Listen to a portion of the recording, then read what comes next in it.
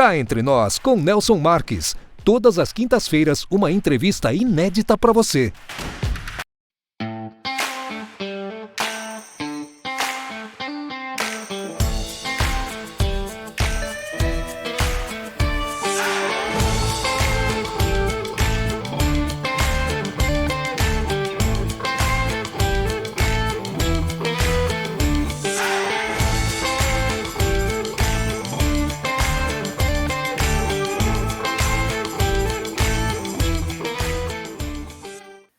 Olá pessoal, tudo bem? Estamos iniciando mais um Cá Entre Nós. Todas as quintas-feiras nós temos um encontro marcado aqui às 20 horas, sempre na sua companhia. Você que nos segue nas redes sociais e que também constantemente está enviando o seu e-mail, sugerindo as pautas a serem tratadas aqui no nosso programa.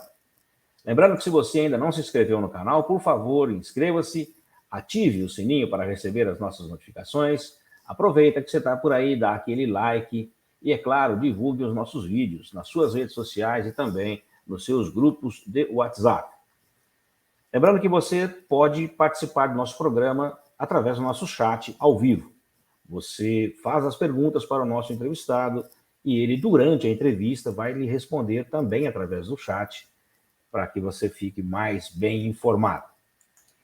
Hoje nós vamos tratar dos desafios e oportunidades para o desenvolvimento de fitoterápicos inovadores no Brasil. Solta a vinheta.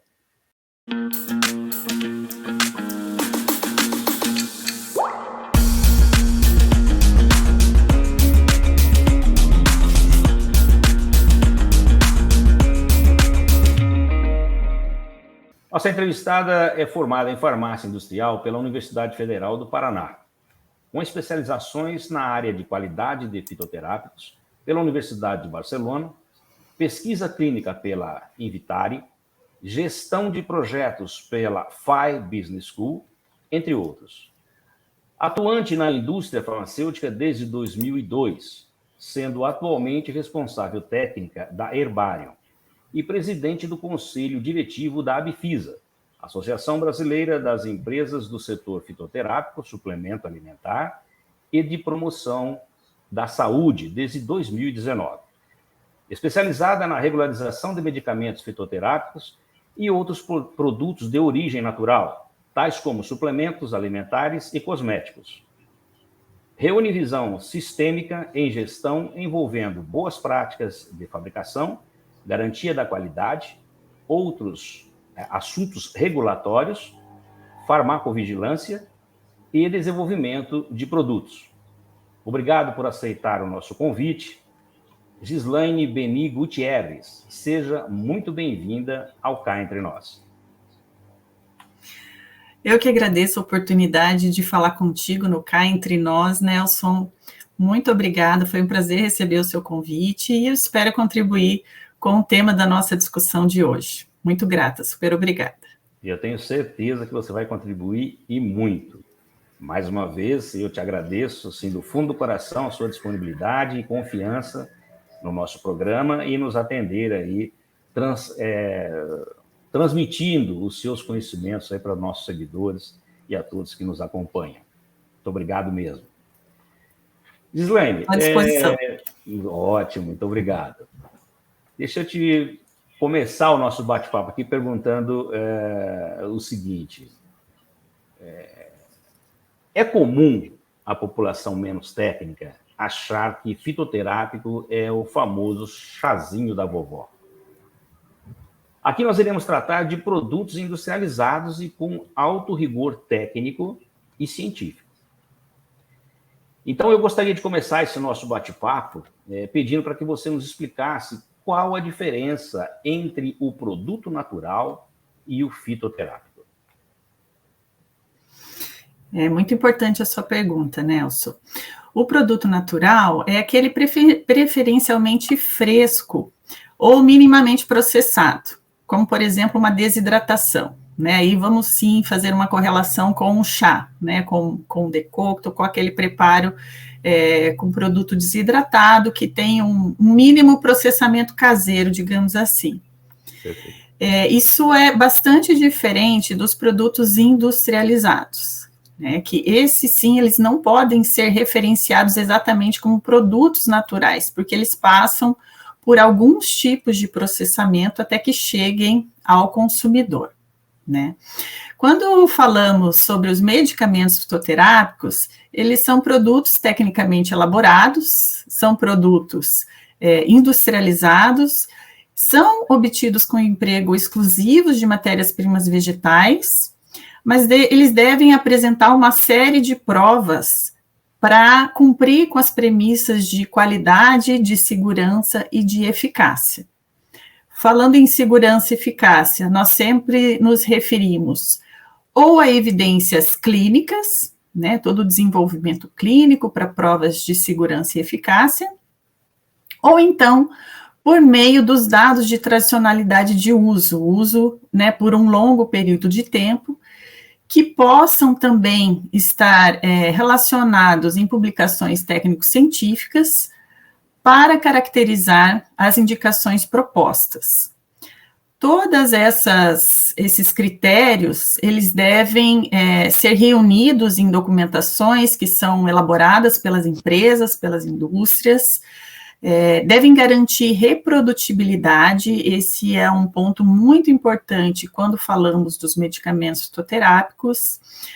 Todas as provas de padronização, reprodutibilidade, segurança, eficácia, dose, posologia sugerida, tudo isso é condensado em um material técnico que nós chamamos de dossiê, que é submetido à agência reguladora, né, Agência Nacional de Vigilância Sanitária, a Anvisa, que chancela os produtos antes deles irem para o mercado nacional, né, e serem, então, acessados pelos consumidores e pelos pacientes, né, o que nós chamamos de registro, né. A grande maioria dos produtos medicamentos fitoterápicos são registrados, existem possibilidades mais simplificadas de caminhos regulatórios, que são os casos de produtos notificados, mas eles ainda são minoria no nosso contexto ainda, então a maioria deles sim são registrados com todas essas provas técnicas que eu comentei, então caracterizamos os medicamentos fitoterápicos.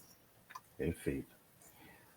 Gislaine, e a pergunta que já nos incita, quais os principais desafios na cadeia produtiva da indústria de plantas medicinais e fitoterápicos com relação à pesquisa e à produção? Essa pergunta é bastante ampla, então vou procurar fazer alguns comentários que são muito relevantes quando nós nos referimos à pesquisa e à produção dos fitoterápicos, né, que são questões interligadas. A pesquisa, ela obviamente, né, em qualquer situação, e não apenas no caso dos fitoterápicos, ela exige um grande investimento de tempo e de recurso, né, e por isso mesmo que nós sempre nos referimos à articulação público-privada. Né, a academia é uma fonte primordial de geração de conhecimento e deve haver essa articulação com o setor privado, né, para um objetivo de aplicação, ou seja, para um objetivo econômico. Né. Nesse sentido, né, falando inclusive da aplicação de recursos financeiros, oportunidades de fomento são desafios, mas existem algumas que são disponibilizadas no nosso âmbito, inclusive de fitoterapia. A academia hoje é uma grande geradora de pesquisa em materiais vegetais. É muito comum que pesquisadores foquem, inclusive, carreiras completas em uma espécie, em duas espécies. Existem muitas especialidades nesse sentido. Então, o desafio é gerar esse conhecimento, vamos dizer, articulado da cadeia produtiva acadêmica com a cadeia industrial, para que a gente possa, no final, gerar um material padronizado, né? Quando a gente fala em indústria, a gente precisa sempre fazer essa correlação. A indústria precisa garantir um material padronizado, que gere uma constância, que seja reprodutível lote a lote, e que a gente possa, por fim, gerar um produto, né, um produto final, que cumpra com as condições de qualidade, por exemplo, né, um desafio muito grande hoje para o setor fitoterápico é a estabilização de produtos terminados. Vamos pensar que estamos trabalhando com material vegetal, com material que tem origem na natureza e que, portanto, sofre algumas intempéries, né, durante o seu cultivo, ainda que sejam garantidas boas práticas nesse sentido, boas práticas agrícolas e de cultivo e de manejo, mas é necessário garantir uma padronização mínima para essa reprodutibilidade, e esse é um desafio muito importante para a cadeia de fitoterápicos, né, para se estabelecer, ao final, um produto de qualidade para o paciente e para o consumidor. Além disso, eu considero um desafio a ser vencido a quebra de paradigmas no requisito de uso dos fitoterápicos na atenção primária à saúde. Hoje, alguns fitoterápicos estão presentes na lista da RENAME, que é a lista de produtos para atenção básica à saúde, porém, ainda são poucos deles, nós temos 12 fitoterápicos na lista, precisamos ampliar isso e precisamos capacitar os profissionais prescritores para estarem aptos, né, para conhecerem mais a fitoterapia, o mundo da fitoterapia, para estarem abertos a esse tipo de prescrição, né, e não apenas no SUS. Aí a gente precisa falar num aspecto amplo, né, de capacitação de profissionais prescritores, para que a fitoterapia seja, então, mais disseminada para a questão terapêutica, né, do uso no consumidor final e nos pacientes. Então, acho que eu elenquei aí alguns desafios que nós temos, né, nesses dois quesitos, que é da pesquisa e da produção. Gislaine, ainda nessa linha, você comentou aí os fitoterápicos e a indústria. A indústria de fitoterápicos ela é uma indústria em franco desenvolvimento no mundo, e esse fator ele pode representar uma oportunidade de desenvolvimento para o setor farmacêutico do Brasil? Sem dúvida. Temos ainda muito a que se desenvolver no nosso país. Se nós pegarmos dados de 2021, o mercado farmacêutico geral no nosso país, ele cresceu aproximadamente 14%.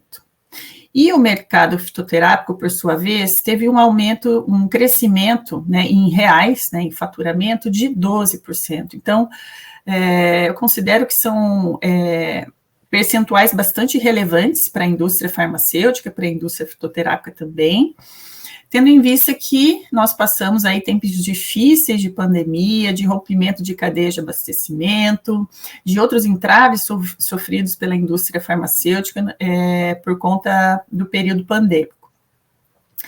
Entretanto, o mercado fitoterápico, já por alguns anos, ele vem apresentando ainda um percentual de 2% de participação no mercado farmacêutico total. Ou seja, um percentual ainda muito tímido, muito pequeno. Além disso, o que nós entendemos como oportunidade é que, atualmente, as comunidades urbanas, elas estão justamente num momento de busca e preferência por produtos mais naturais, né? Justamente pela consciência do autocuidado, dos aspectos ambientais e de sustentabilidade. Então, sim, com certeza, este é um mercado promissor e com boas perspectivas de desenvolvimento. Legal. Tem uma pergunta aqui que foi enviada pelo Marcos de Ribeirão Preto. Eu vou ler a pergunta aqui para você. Gislaine, qual a relevância da riqueza da nossa dotação natural de fatores em biodiversidade e do conhecimento tradicional e científico acumulado sobre as atividades biológicas dessas plantas pela sociedade civil e pelas instituições de ciência e tecnologia, as ICTs, para o desenvolvimento do setor farmacêutico brasileiro? Tive que ler direitinho. Bem, todos esses fatores, Nelson, são fontes riquíssimas e são propriamente subsídio para o desenvolvimento do setor farmacêutico brasileiro. Teve um artigo que eu li recentemente, ele foi publicado em 2019, e ele trazia alguns dados interessantes sobre as espécies vegetais. Então, o dado que ele trazia sobre um dado mundial, na verdade, é que o número de espécies de plantas superiores na Terra é de aproximadamente 250 mil. E dentre esse quantitativo, estima-se que entre 35 mil a 70 mil espécies, em algum momento, tenha sido usado em alguma cultura para fins medicinais. E o Brasil, que é um país que ocupa aí praticamente metade da América do Sul, é o país com a maior biodiversidade do mundo, né? Nós abrigamos aí mais de 45, 46 mil espécies vegetais conhecidas, né? Porém, a nossa atividade exploratória no campo técnico-científico, ela ainda é muito tímida. E, nesse aspecto, os ICTs são peças-chave para a propulsão da inovação e de mudanças no mundo corporativo. Por quê? Porque eu entendo que eles podem fornecer a agilidade requerida para esse mundo moderno, né? Basicamente, a indústria deveria ser a extensão da geração de informações a partir das pesquisas básicas e na sequência de pesquisas, sequencialmente de pesquisas aplicadas. Porque a pesquisa básica ainda é muito relevante, mas a gente precisa sempre pensar na condição da pesquisa aplicada, que é isso que vai gerar, é o ponto crucial, porque a partir da pesquisa aplicada nós conseguimos planejar, projetar ações para o desenvolvimento econômico, né? A pesquisa aplicada que vai gerar esse conhecimento para aplicação econômica. E atender pois não, pode... E atender as demandas existentes, né? Exatamente. Então, a articulação, né, dessas entidades, dos ICT, setor público e privado, acadêmico e industrial, ela é crucial para pensarmos no desenvolvimento econômico, né? Nós temos, sim, exemplos de interações positivas, mas também temos que amadurecer muito nesse aspecto, né, com a finalidade de que o conteúdo científico ele seja aplicável, né, e possa ser planejado e orientado para uma finalidade econômica, né? Nesse aspecto, entendo que a gente precisa aprimorar aí essa articulação. Tá. Gislaine, e qual a importância dos conhecimentos populares do uso das espécies vegetais para o processo de industrialização?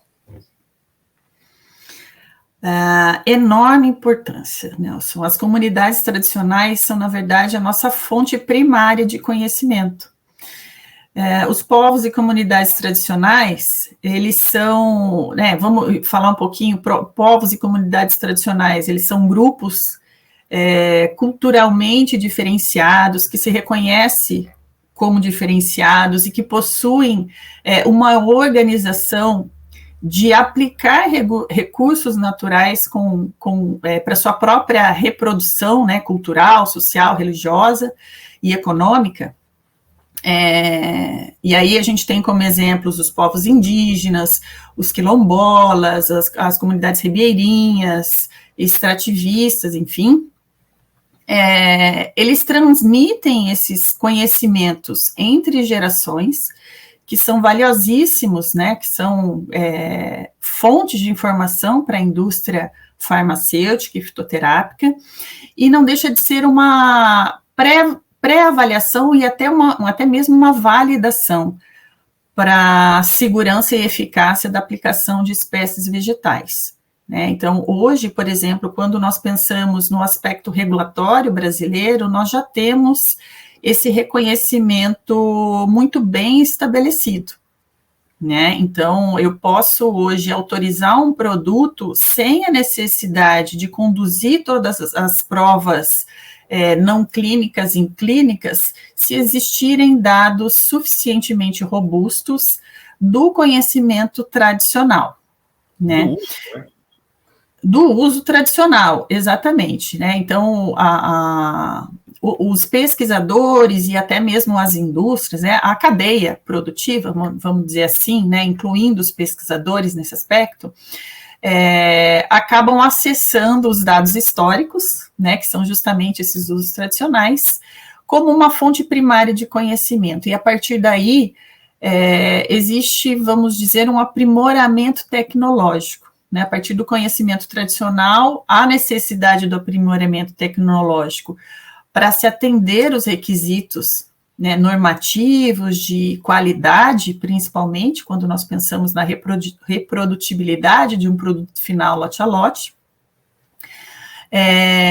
E aí, sim, é essencial, primordial, esse conhecimento tradicional. É importante lembrar, né, nesse aspecto, que a Lei de Acesso à Biodiversidade estabelece critérios não somente para o acesso das espécies nativas, mas também para o acesso desse conhecimento tradicional, né, que nós chamamos de CTA, o conhecimento tradicional associado, e gera às empresas algumas obrigações para o uso sustentável, né, não só do patrimônio genético, mas também para reconhecer essa contribuição às comunidades tradicionais por meio de projetos que visam a preservação cultural e de sustentabilidade. Então, eu diria que a inovação ainda está concentrada em explorar tecnologicamente, aplicações populares do uso dessas espécies vegetais. Gislaine, uma curiosidade. Quando você industrializa vamos dizer assim, uma planta da biodiversidade brasileira, e que ela se torna, que já é de uso popular, eu acho que é importante também a questão da dose, né? Porque quando você usa popularmente, aquilo está intrínseco ali, ele vai no teste. Uhum. E aí, quando você faz o estudo, além de toda a tecnologia existente, você vai determinar aquilo que pode ser feito em cápsula ou em comprimido, o que você vai fazer, as doses certas de cada produto. Estou certo ou estou errado? Está certíssimo. Nós precisamos respeitar todas as condições desses registros do uso tradicional, Nelson. Então, o que isso quer dizer? Né? Desde o método de preparo, né? Como a comunidade tradicional prepara, ou preparava, enfim, o material vegetal para o uso, né? Por exemplo, é feita uma decocção pela comunidade. Então, você precisa ferver com água o material vegetal. Qual parte utilizada? É a casca, são as folhas, são as flores. Como extrapolar esse uso para uma aplicação numa forma farmacêutica. Né? Por exemplo, eu não quero fornecer, eu não quero comercializar uma droga vegetal desidratada para a preparação de um chá. Eu quero comercializar um comprimido, um xarope, uma suspensão. Existe um caminho, né, regulatório a se seguir, mas deve-se preservar ao máximo a condição originalmente aplicada pela comunidade tradicional. Né, em termos de quantidade, em termos de forma de extração. Então, eu posso até fazer um chá e depois desidratar, né, evaporar o líquido, né, que seria a água, e no final obter um pó, e a partir desse pó, desde que exista ali uma constância, né, eu consiga reproduzir aquele método de obtenção, incorporar aquele pó em outros ingredientes para, ao final, obter um comprimido, por exemplo, ou um xarope, né? Mas assim devemos respeitar aquela informação original, oriunda do conhecimento tradicional. Perfeito. Só um parentezinho, eu gostaria de avisar o pessoal que quem quiser fazer perguntas para a Gislaine, por favor, através do nosso chat ao vivo aí, embora ela esteja aqui nos concedendo a entrevista, ela vai responder também através do chat por escrito aí para quem fizer as perguntas. Esteja à vontade, né, Gislaine? Bom, exatamente. Gislaine, uma outra perguntinha aqui. Qual a relevância da bioprospecção para os setores de atividades, incluindo biotecnologia, agricultura, nutrição, indústria farmacêutica e de cosméticos? Gostei da sua pergunta. A bioprospecção faz uma rápida correlação entre aspectos como aspectos químicos, biológicos, morfológicos e farmacológicos, e pode ser um excelente aliado, aliás, em termos de tempo e custo de investigação, né? A partir da bioprospecção, vamos tentar funilar esse entendimento para aplicação na indústria farmacêutica. Identificam-se moléculas e, a partir de sua estrutura química, existe uma predição da aplicação dessas moléculas para determinadas finalidades.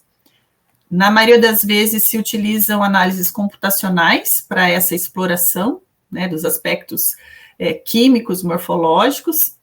E aí isso é um método, sim, importante de inovação e que pode gerar, então, essa agilidade, né? E, nesse aspecto, a academia e os ICTs são bastante amadurecidos para aplicação, né, dessa técnica da bioprospecção, e podem ser os grandes geradores aí de propostas inéditas para o setor industrial. Perfeito. Gislaine, nós sabemos que a pesquisa ela tem início com o acesso ao patrimônio genético vegetal, como você explicou aí. O aspecto burocrático em relação à regulamentação brasileira de acesso à biodiversidade seria um dos maiores entraves para os pesquisadores realizarem suas pesquisas? Nelson, isso ainda eu entendo que seja um tabu na comunidade como um geral, né, num aspecto geral. É claro que existem frentes muito amadurecidas, mas, embora nós tenhamos evoluído significativamente no aspecto burocrático em relação à regulamentação brasileira para o acesso à biodiversidade, existe ainda um preconceito muito grande por conta do nosso passado, certo? O que acontece? Nós tínhamos no passado uma medida provisória, né, que era do ano de 2001, né, ela foi substituída, mas naquela época da medida provisória, criou-se uma grande barreira e um certo trauma no acesso ao patrimônio genético. Isso porque a medida provisória ela tinha um contexto muito conservacionista. Ela requeria uma autorização prévia e conotava uma presunção de culpa do usuário, ou seja, era meio que um bloqueio, né, para o acesso às espécies da biodiversidade. Além disso, a normativa em si era muito complexa de entendimento, não existia nenhuma política, né, de desenvolvimento do conhecimento nesse aspecto, e o que acontecia é que as pesquisas aconteciam sem o devido cuidado ou sem o devido atendimento à medida provisória. E quando o país despertou para uma fiscalização, para um entendimento do que estava ocorrendo com as pesquisas ou mesmo com as indústrias, já houve uma aplicação de um grande número de infrações, tá, né? Mas o que eu quero dizer é que não houve um desenvolvimento, né, da cultura, da educação. Bem, para solucionar tudo isso, né, nós tivemos uma revisão desse marco regulatório. Então, a lei atual, ela é uma lei de 2015, a lei 13.123 de 2015, que trata do acesso ao patrimônio genético, à espécie da biodiversidade, e ela tem uma visão muito mais voltada à sustentabilidade. Ela é muito menos engessada e ela traz uma conotação do usuário como parte interessada, né, no sentido do princípio da boa-fé. Ela não requer aquela autorização prévia que era requerida na época da medida provisória. Então, na fase de pesquisa, é necessário um cadastro que é um cadastro autodeclaratório, e as obrigações para exploração econômica, elas passam a valer a partir do momento que o produto é lançado pela indústria. Então, nesse aspecto, nós evoluímos muito, porque as questões burocráticas, elas flexibilizaram bastante para a pesquisa, né? Porque faz todo sentido. O produto ele só será lançado, será economicamente viável, passados alguns passos aí de decorrentes da pesquisa, né? Inclusive é um momento que se avalia e se conclui pela viabilidade econômica do lançamento.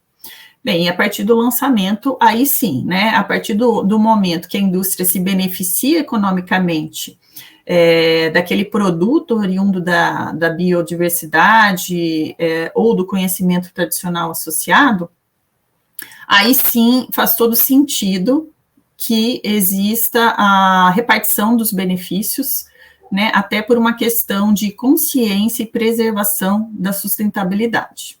Mesmo porque o uso, em caso dando certo, o uso vai ser bem maior do que quando da pesquisa.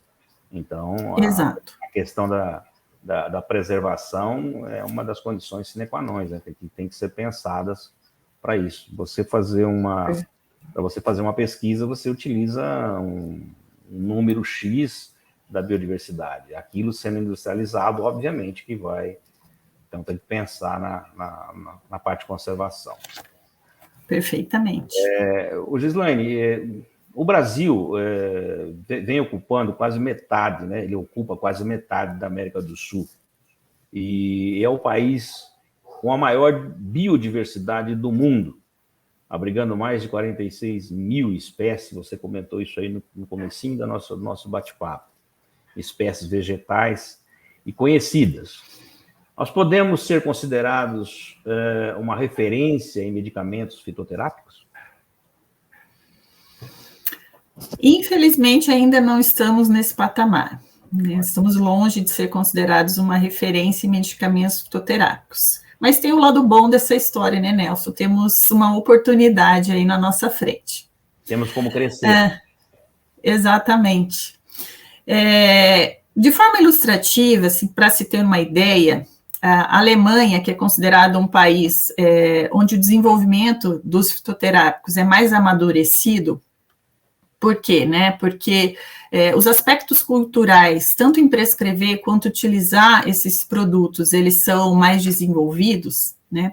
A Alemanha possui hoje 10 mil produtos regularizados, de acordo com os dados da agência reguladora alemã, que é a BfArM, né? Então, veja, no Brasil, conforme uma pesquisa que eu realizei recentemente em março, na base de dados da Anvisa, o Brasil totalizava em março de 2022 342 produtos registrados. Então, quando a gente faz uma comparação, nós estamos muito aquém de países desenvolvidos nesse aspecto do mercado fitoterápico. Se a gente explorar um pouquinho mais esses dados, desses 342 produtos regularizados, mais ou menos 80% são resultantes de registros que nós chamamos de registros simplificados, seja por comprovação por meio de atendimento aos requisitos previamente já estabelecidos pela Anvisa, de segurança e eficácia, ou seja, eu já tenho previamente estabelecido em alguns casos dados como forma de uso, dose, indicação terapêutica, se existe restrição do produto, padronização para aquele tipo de produto. Então, para algumas espécies, a Anvisa, por meio de uma instrução normativa, já estabelece esses requisitos e a empresa não precisa se preocupar com comprovação de segurança e eficácia, desde que atendidos, né, previamente aderente a esses requisitos. Em outros casos, a Anvisa também abre a possibilidade para que as empresas atendam a requisitos estabelecidos pela agência europeia, que também tem uma série de monografias para espécies vegetais, para algumas espécies vegetais. Essas monografias, elas são editadas pelo Conselho de Produtos Fitoterápicos, a Europa chama de HNPC, que também traz essas possibilidades, né, esses requisitos de dose, de indicação, de formas de uso e etc. Tá? Esses casos, eles não configuram inovação. Por quê? Porque as empresas, vamos dizer que elas aderem aos requisitos já previamente estabelecidos. Tá? Então, 80%, só recapitulando aqui a sequência aqui do que nós estamos comentando, 80% dos produtos regularizados hoje são oriundos do registro simplificado que seguem essas premissas. Tá. Ok? Então, o percentual de inovação, né, que seriam os outros 20%, ainda, vamos considerar que é um percentual ainda muito pequeno. Se a gente avaliar um pouquinho mais, dentre os fitoterápicos contemplados nesse grupo, né, nesses 20% restantes, se considerarmos os 342 produtos registrados, menos de 10% representam as espécies nativas da nossa biodiversidade. Tá? As três, muito, muito reduzido ainda. As 3 espécies com maior número de registro no Brasil são de origem estrangeira, né, que é a passiflora, o maracujá, né, um produto ansiolítico, a Hedera helix, que é um produto para afecções das vias aéreas superiores, e a castanha da Índia, né, um produto aí para o sistema circulatório. O guaco, que é uma espécie nativa, Micânia glomerata, é o principal produto com maior número de registro, oriundo da espécie, oriundo da biodiversidade. Ele aparece em 5º lugar, depois do ginkgo, que está em 4º lugar. Então, aqui a gente também pode concluir que a nossa oportunidade exploratória, ela ainda é muito grande, né? Então, por um lado, temos ainda poucas informações geradas a partir da biodiversidade, poucos produtos registrados no Brasil na fitoterapia, né, os produtos fitoterápicos, enfim, uma oportunidade para expandir esse mercado, né, já que temos uma biodiversidade tão vasta e um percentual de mercado ainda pouco explorado quando pensamos no mercado farmacêutico total, né. Gislaine, sendo a natureza o principal provedor para a concepção de um medicamento fitoterápico, o trabalho se inicia na identificação e seleção da espécie para os primeiros testes farmacológicos e toxicológicos, bem como no campo de cultivo, algumas vezes aliado à biotecnologia na seleção de sementes ou mudas, o melhor perfil genético para que possa produzir depois a melhor qualidade. Qual é a importância do estudo agronômico para definir a melhor região de cultivo para essa produção em escala? Nelson, importantíssimo. O estudo agronômico, ele é necessário para definir a melhor, não só a melhor, vamos dizer, variedade, né? Eu não sou agrônoma, mas vou tentar comentar um pouquinho do que eu quero dizer com isso. Né? A gente sabe que existem sementes diversas ou mudas diversas para uma mesma espécie, então é muito importante que o conhecimento agronômico seja explorado para essa seleção inicial, né, da melhor, vamos dizer, melhor variedade genética daquela espécie vegetal e que possa resultar num bom quantitativo dos metabólitos secundários ou também chamados de metabólitos especializados, que normalmente vão nos servir de referência para o controle de qualidade, né? Aquele grupo químico que vai ser o nosso referencial para os testes analíticos de controle de qualidade da planta medicinal, do insumo ativo derivado dessa planta e também do produto terminado. Então, a escolha dessa variedade genética, ela é um primeiro passo importantíssimo, e a região de cultivo, né, não só a região, mas as técnicas e condições de cultivo, né, considerar o clima, o solo, a viabilidade de produção em escala, né, são questões cruciais para essa fase do desenvolvimento, né, que costuma ser a primeira quando nós falamos em cadeia produtiva de fitoterápico, né? Ali é o início de tudo, a natureza, né? A natureza é o nosso principal fornecedor. E nesse âmbito, possivelmente estão grandes entraves. Por quê? Porque normalmente, né, as empresas sempre estão em busca, né, do melhor custo, do melhor prazo. E normalmente não se gasta o tempo necessário para um estudo com a profundidade requerida. Né, aplicando variáveis diversas, estações diferenciadas de cultivo, técnicas de cultivo, técnicas de colheita, de secagem, enfim. Então, esse passo, né, essa primeiro estágio, que é a definição, né, de semente, de variabilidade genética e de melhor região de cultivo para a produção de escala, ela é essencial. E se ela não for bem feita, pode implicar em altos custos de plantio e baixa produtividade, porque, né, nós iremos nos deparar com condições não mapeadas, né, entre safras e enfim.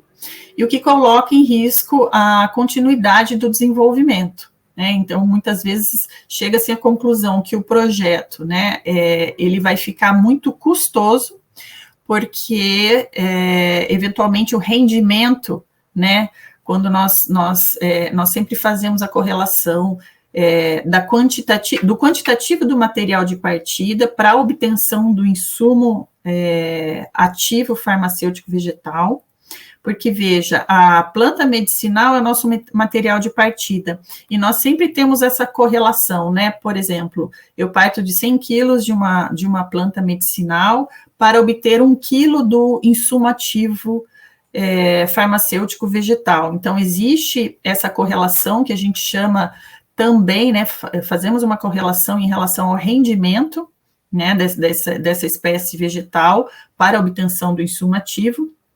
E se isso não for bem avaliado, bem trabalhado, nós inviabilizamos, inclusive financeiramente, essa relação, porque o processo ele torna-se muito custoso e muitas vezes inviável, né? Então, esse planejamento é crucial para se desenvolver não só as boas práticas de cultivo, mas também esse histórico, né, a construção do histórico, ela é muito importante para uma perenidade aí de fornecimento do produto que depois vai ser explorado economicamente. Essa questão do manejo, né, depois, antes de se fazer qualquer tipo de mudança, você tirar da natureza como a parte principal e jogar em outro lugar, se não tiver um estudo muito bem feito, realmente vai complicar o crescimento, a produtividade e tudo mais. Isso mesmo. Gislaine, o que é necessário para que os fitoterápicos ganhem maior fôlego no campo do desenvolvimento e da inovação? Nelson, eu gostaria de explorar aqui um aspecto intrinsecamente ligado à condição regulatória, né, que acaba sendo aí minha atuação principal. Então, eu gostaria de aproveitar essa sua pergunta para explorar um pouquinho essa questão. Bem, diferente da maioria dos outros países, o regramento brasileiro, ele tem uma condição muito peculiar, que é a exigência de um controle restrito dos marcadores químicos, né? Eu falei ainda há pouco que os metabólitos secundários ou os metabólitos especializados, né, são sinônimos, eles são nossa referência em termos de controle de qualidade, né? E o que a gente tem na nossa legislação atual é que é a exigência de um controle muito restrito, né, do quantitativo desses marcadores, tanto no insumo farmacêutico ativo vegetal, quanto no produto terminado, certo? Bem, acontece que, idealmente, esses compostos, eles deveriam estar relacionados à atividade terapêutica do produto, porque aí sim faria todo sentido ter esse controle bastante rigoroso, né, no aspecto quantitativo. Entretanto, na maioria dos casos, essa relação ela é de difícil confirmação, né? Muitas vezes levam-se anos de produção científica para se chegar numa confirmação que determinado marcador, determinado composto químico intrínseco àquela espécie, tem relação com a atividade terapêutica. E ao se restringir esta quantificação mínima e máxima de marcadores a limites restritivos, né, a esses limites obrigatórios, mandatórios, em termos de legislação, sem o entendimento da sua relevância para o desempenho terapêutico, nós geramos uma enorme complexidade para a obtenção do produto final, né, que seja tecnicamente viável e reprodutível, né, e o que acontece? Muitas vezes nós limitamos as possibilidades de lançamento, porque o produto, ao final, nós concluímos que o produto não tem a capacidade de atender a esses limites mais rígidos, certo? É o desenvolvimento que acaba já mostrando essa inviabilidade. Esse controle mais restrito, inclusive, sempre foi um desafio para a importação de insumos e de produtos terminados, né, de outros países, justamente por essa condição muito peculiar que nós temos aqui na nossa regulamentação. E na maioria dos casos, a farmacodinâmica, né, vamos dizer, a sincronia do mecanismo de ação, né, para a propriedade terapêutica do fitoterápico, ela está relacionada a seu fitocomplexo. O que seria o fitocomplexo? O conjunto das moléculas intrínsecas daquela espécie vegetal, ou seja, a ação conjunta e provavelmente sinérgica desses constituintes químicos, normalmente presente em pequenas quantidades, mas em grande variedade, é que garantem um efeito terapêutico. Bem, os ativos vegetais, sujeitos a essas condições climáticas que nós comentamos anteriormente, né, de ambientais, de cultivo, de manejo, eles estão, sim, sujeitos às boas práticas agrícolas, mas sim eles podem apresentar variações do quantitativo desses constituintes que são eleitos como marcadores. Tá. Então, muitas vezes é um processo um pouco contraproducente quando nós pensamos que existe um padrão rigoroso, né, de controle de substâncias químicas que originalmente não precisaria existir se tivéssemos um processo produtivo bastante padronizado. Bem, nesse sentido, existe já há algum tempo, há cerca de 10 anos, e que vem ganhando fôlego mais recentemente, a partir de 2021, do início do ano de 2021, uma discussão de associações representativas da indústria farmacêutica junto à Agência Nacional de Vigilância Sanitária, a Anvisa, no sentido de debater mudanças que poderiam viabilizar tecnicamente a geração de produtos fitoterápicos numa condição, vamos dizer, um pouco mais coerente quando nós nos referimos a esses marcadores químicos, certo?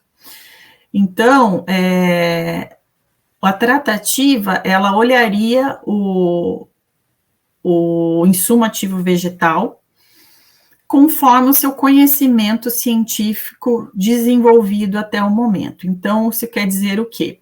A depender do conhecimento da relação do marcador com a atividade terapêutica, isso daria mais relevância para esse controle de qualidade mais restrito, tanto no insumo quanto no produto acabado. E nos casos onde isso não é estabelecido, não é conhecido, o controle ficaria muito mais nos processos produtivos, nos processos de obtenção, garantindo no produto final o fitocomplexo e não necessariamente uma molécula única ou um grupo único de substâncias químicas.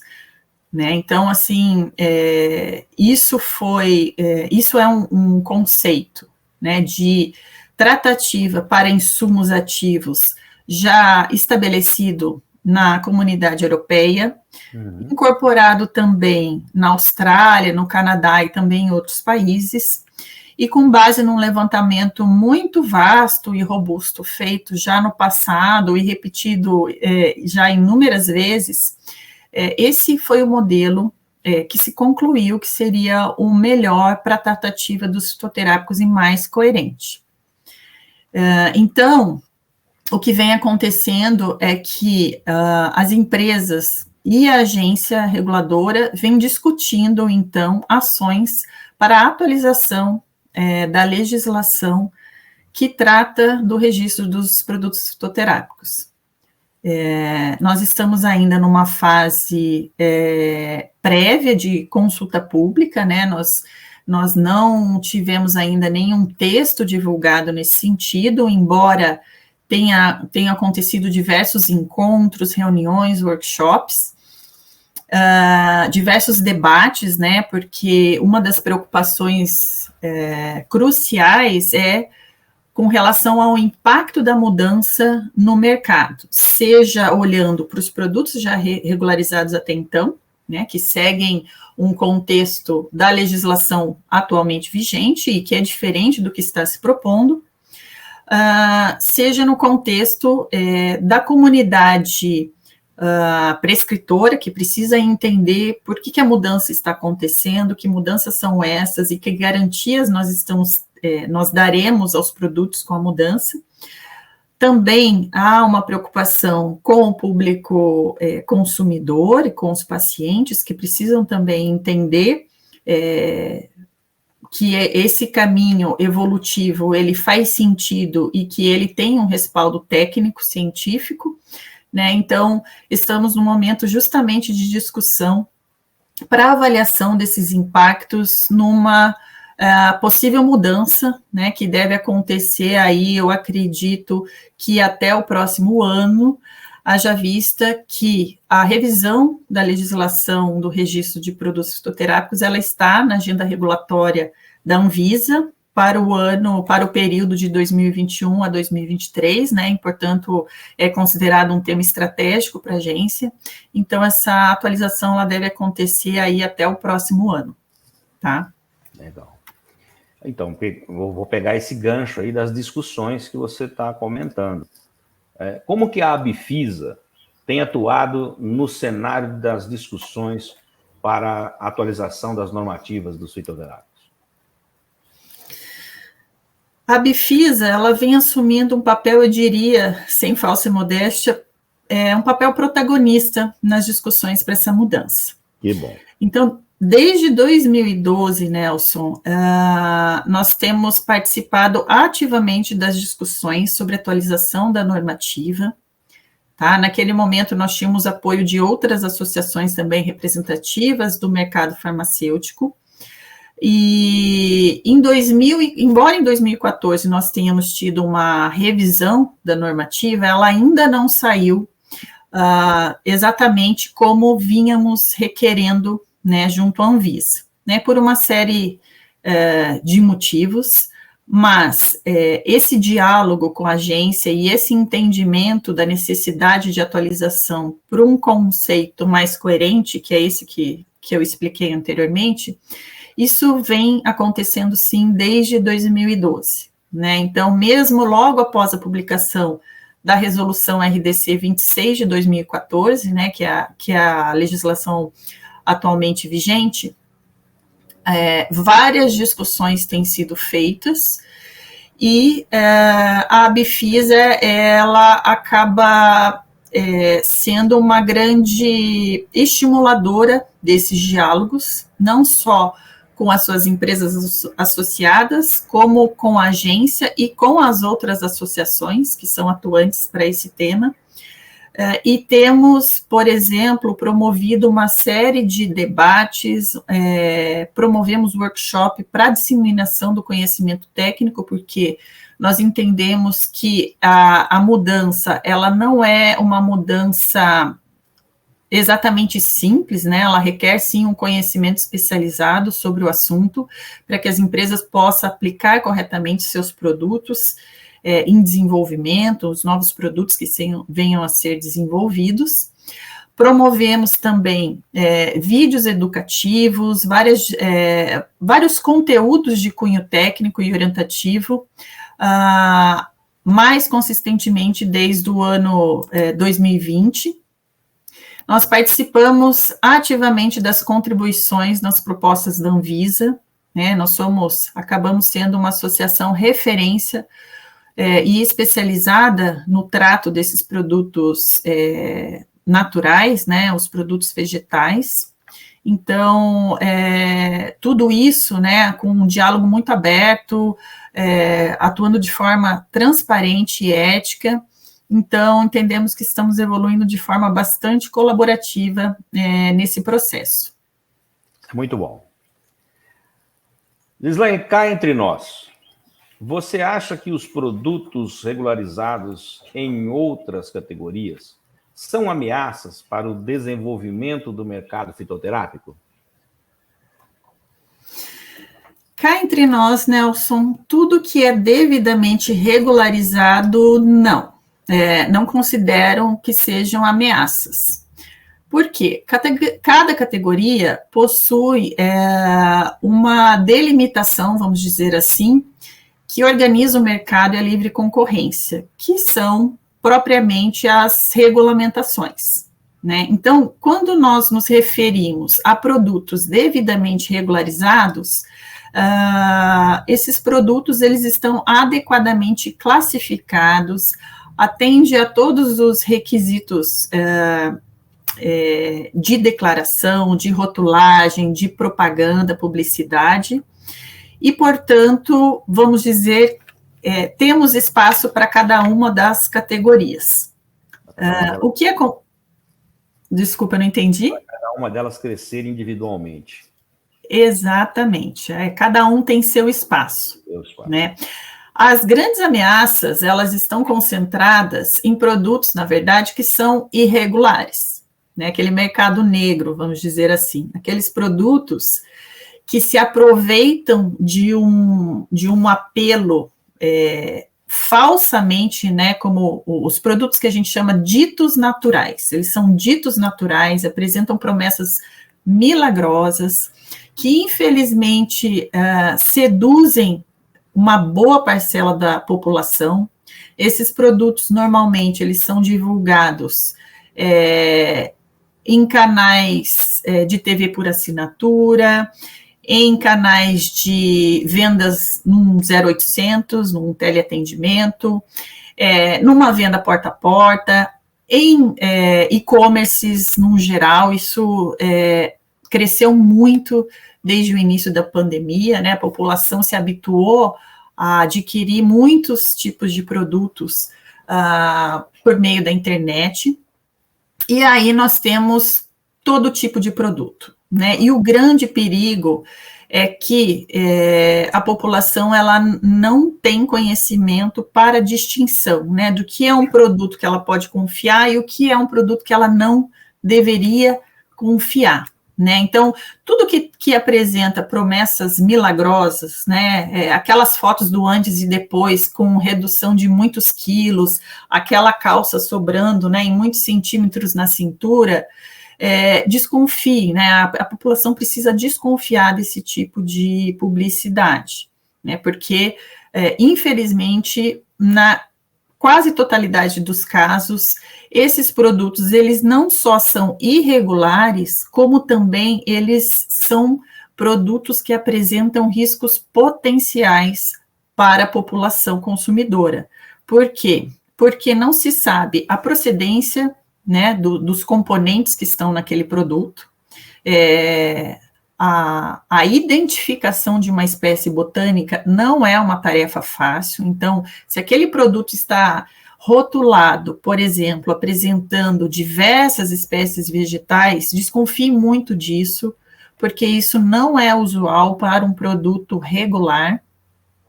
E, além disso, em muitas situações, esses produtos embutem substâncias químicas que possuem uma atuação farmacológica drástica no organismo. Então, principalmente esses emagrecedores, eles podem apresentar uma adulteração, né, com a incorporação de substâncias até proibidas no país e que podem apresentar grandes riscos à saúde da população, né? Eu não sei se você teve conhecimento, mas nós tivemos, não faz muitos meses, a divulgação de um composto chamado 50 ervas emagrecedor, que causou a morte de uma paciente em torno de 40 anos, que fazia uso dessa substância para emagrecimento, né, e cujo desfecho, né, principal foi a hepatotoxicidade, né, e a paciente, infelizmente, veio a óbito, e esse produto ele foi colocado como a principal causa, né, desse efeito tão grave. E eu li algumas matérias, né, na sequência dessa divulgação. Não cheguei a entender uma identificação, mas sim, esse caso também se discutia a adulteração, né, a inclusão de substância não proibida e, obviamente, que não era divulgada em rótulo, e para o consumidor entender, né, exatamente o que ele estava administrando, né? Então, infelizmente, essas situações ainda acontecem. A Anvisa tem feito um trabalho muito importante no monitoramento e fiscalização de produtos irregulares, tem feito diversas apreensões, tem feito diversas divulgações desses produtos, inclusive tem uma página, a página da Anvisa traz um link para acesso de produtos irregulares apreendidos, e também algo importante de comentar aqui, Nelson, recentemente houve a publicação, também pela Anvisa, de um conteúdo bastante interessante, de cunho educativo, que é muito interessante para a população, uma cartilha que explica como reconhecer um produto fitoterápico regular, né? A gente pode deixar o link aqui na descrição do vídeo para que as pessoas possam depois acessar. Eu acho que é um conteúdo muito importante e muito interessante para a disseminação do conhecimento. Vamos deixar sim. Olha, Gislaine, o tempo passou como um raio. Muitíssimo obrigado por você estar aqui no Cá Entre Nós hoje, viu? Tivemos realmente uma verdadeira aula sobre fitoterápicos no Brasil. Agradeço muito a você. E como eu sempre faço, nesse momento do nosso programa, eu costumo deixar um espaço para que você coloque os seus contatos, divulgue os seus contatos e também deixe uma mensagem para os nossos seguidores, por favor. Bem, eu queria agradecer, Nelson, mais uma vez o seu convite. Foi ótimo estar aqui falando mais sobre fitoterápicos. Gostaria também de deixar um convite para que todos possam conhecer um pouco mais sobre fitoterápicos no canal de comunicação da Bifisa, tá? Então, por meio do nosso e-mail, WhatsApp, o nosso próprio site. Então, para quem é empresa, né, para quem é do setor produtivo, nós somos uma associação especializada em produtos fitoterápicos e outras categorias de produtos que têm uma origem natural, principalmente vegetal. A Bifisa é especializada nesse contexto técnico dos produtos naturais. E para quem é do meio acadêmico, nós temos bastante iniciativas de desenvolvimento de profissionais, temos diversas frentes de atuação, temos vários encontros, treinamentos, workshops, onde esses profissionais são muito bem-vindos. A articulação com as empresas também é algo que é muito saudável, né? A gente comentou bastante sobre isso, então a Bifisa pode promover essa articulação do setor acadêmico com o setor industrial, então estamos de portas abertas aí para ouvi-los, para recebê-los, então fiquem muito à vontade para entrar em contato conosco, será um prazer trocar experiências e trocar conhecimentos aí com todos, tá? Muito obrigada mais uma vez, Nelson. Imagina, nós aqui agradecemos. E sempre deixando bem claro para você que o Cá Entre Nós está à disposição da Bifisa como um todo para a divulgação de todas essas pesquisas, esses andamentos, essas regulamentações. Nós estamos aqui para poder, como um canal de divulgação aí para vocês e para as empresas que são associadas. Muito obrigado mesmo. Bom, conversei com a Gislaine Beni Gutierrez. Semana que vem teremos uma nova entrevista sugerida por você que nos segue aí nas redes sociais e que também sempre está nos enviando seus e-mails, sugerindo as pautas a serem discutidas, desenvolvidas aqui no nosso programa semanalmente. Lembrando que se você ainda não se inscreveu no canal, nunca é demais lembrar, né? Inscreva-se, ative o sininho para receber as nossas notificações. Aproveita que você está por aí, dá aquele like e divulgue os nossos vídeos nas suas redes sociais e também nos seus grupos de WhatsApp. Mais uma vez, Gislaine, muitíssimo obrigado pela sua confiança e disponibilidade em nos atender. E também agradecer a todos que ficaram conosco até agora. Solta a vinheta.